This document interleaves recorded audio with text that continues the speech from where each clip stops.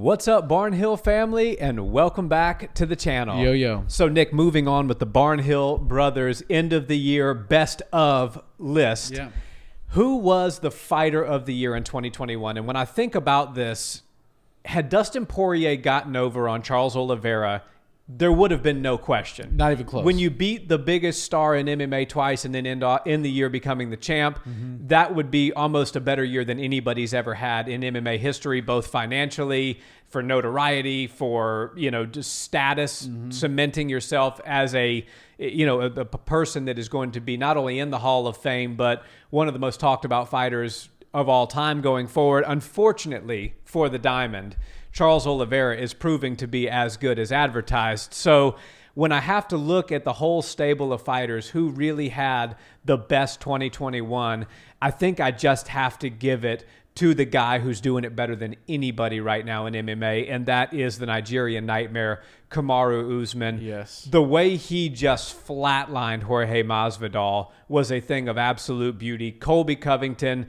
love him, hate him, or indifferent, is the second best fighter in the welterweight division and possibly a top 10 welterweight of all time. Yeah. He's now beaten him twice. Amazing year for Kamaru. So my pick will be the Nigerian Nightmare. Yeah, and during these, you call them superlatives, right? Yeah. When you're going through the end of the year stuff, and everybody has their own list, but we figured it'd be fun to make our own. It seemed as though when we were going up through the list of what fight of the year, all the knockout of the year, Kamaru Usman's name kept coming up a lot. Yeah. And so did Colby Covington's.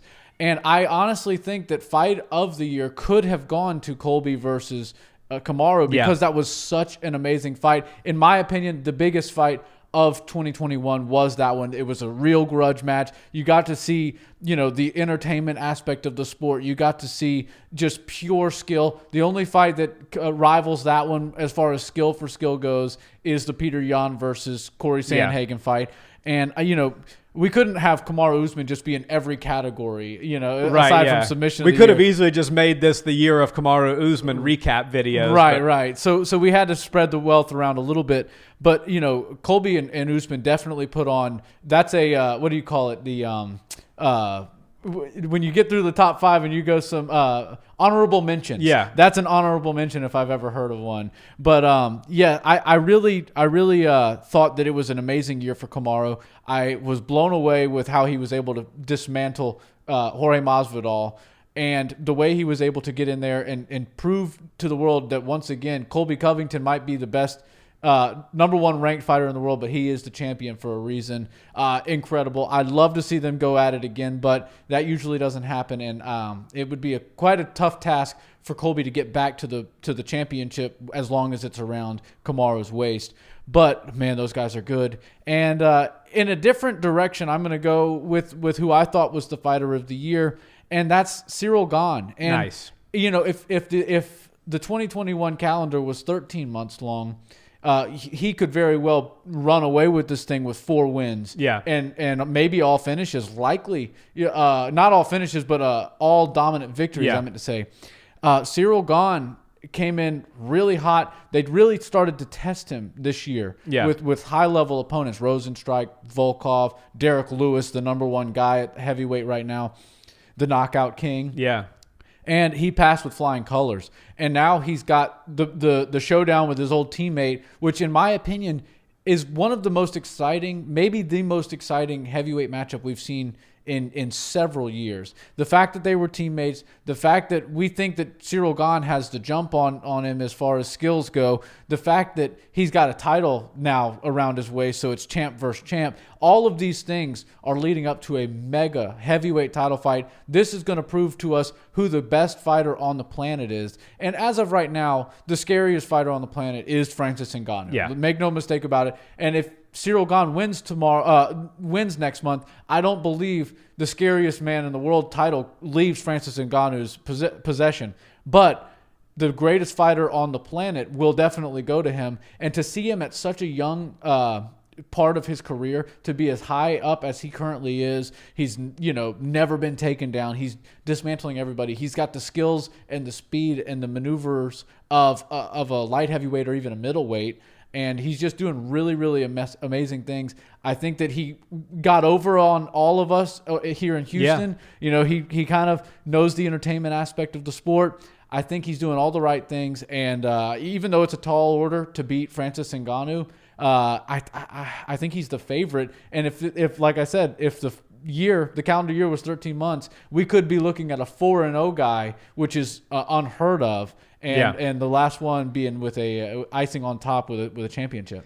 Yeah, I mean, Ciryl Gane has had an incredible year. I remember on this channel when he fought Junior Dos Santos, I did not admittedly know much about Ciryl Gane because he only had 5 or 6 total fights, and only a couple of them were in the UFC, and none of them were finishes. Right. Except for a heel hook, I think, which is really interesting. And so I said, well, JDS, he's a little long in the tooth, but nobody's a minus 300 against JDS who's only had 4 or 5 fights. Yeah. Boy, was I wrong. Yeah. I was like, man, I'm not picking against this Gane guy again. And since then, he defeated Rosenstruck. He defeated Volkov. He came here to Houston, and as much as I hate to say it, he dismantled Derek Lewis. Mm-hmm. The guy is a truly amazing fighter. His kickboxing skills are next level. He's shown that he can not only beat you by dominant decision, as he did against Alexander Volkov, he can finish you by TKO like he did against Derek Lewis, and he can even submit you with a leg lock, such as a heel hook. I forget who the opponent was, but I mean, the guy is very, very well versed, and he's gone in a calendar year, or as you say, 13 months. We'll call it a baker's dozen. Yeah. From a guy who was a relative unknown, except for those of us that are really entrenched in the sport, to a guy that, with a win over Francis Ngannou, is top 3 or 4 biggest stars in the sport in a calendar year. So while I'm sticking with Kamaru as my fighter of the year, you certainly lay out a beautiful case for Ciryl Gane. This guy's young. This guy hasn't taken any damage in his career. As you said, he moves like a middleweight. We could be witnessing, I don't want to overstate it yet, but we could be witnessing the rise of the best heavyweight of all time, certainly the best that we've ever seen. Right.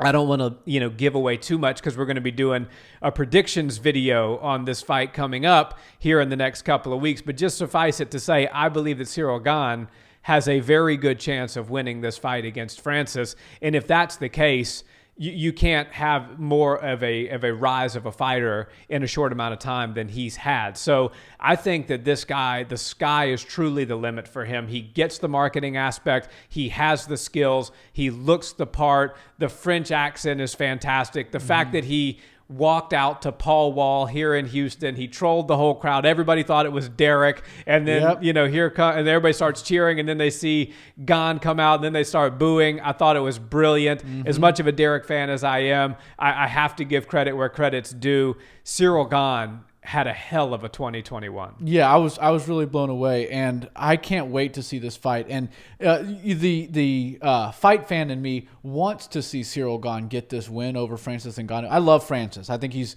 great for the sport. He's a massive talent and literally the scariest person maybe walking the planet.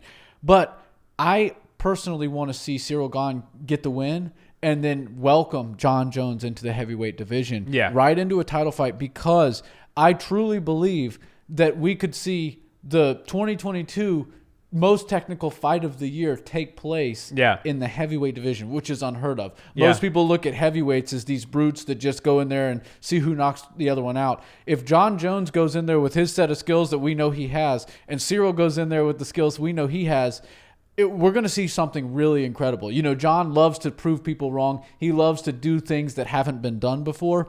Ciryl Gane's never been taken down. John Jones has some of the best wrestling in the entire UFC. So we're going to see an amazing match if those two get in there. Make no mistake about it. If Francis gets the jump on Ciryl, we're going to have an amazing match between Francis and John. But the fight fan in me kind of wants to see Ciryl get the jump just so we can see that dream matchup.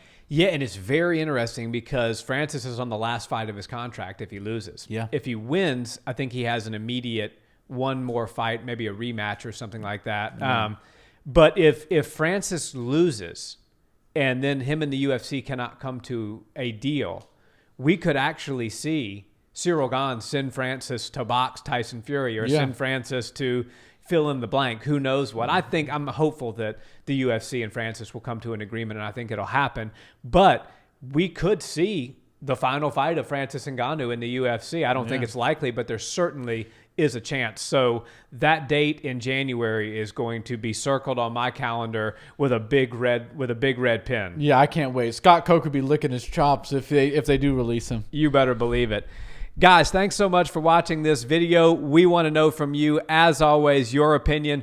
Who was the fighter of the year in 2021? I got the Nigerian Nightmare. Nick has Bongamon. And we would love to hear who you thought had the best year this year. As always, guys, if you haven't already and you like MMA content, subscribe to the channel and give us a like on this video. It helps us tremendously. And we'll see you in the next one. Peace.